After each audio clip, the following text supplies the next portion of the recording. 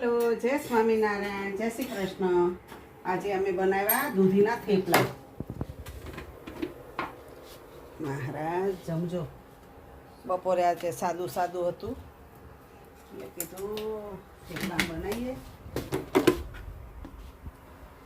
અમે ચા જોડે ખાશું, ભગવાનને મહારાજને દૂધની મલાઈ જોડે જમાડશું અને કેરીનું અથાણું,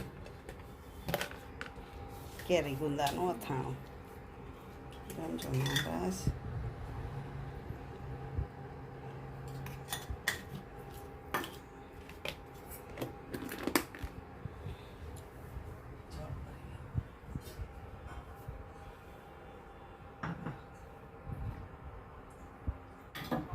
બહુ જ ગરમી છે. હું રાંધવું ને હું ખાવું.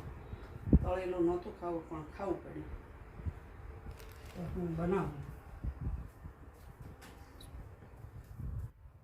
સ્વામિનારાયણ.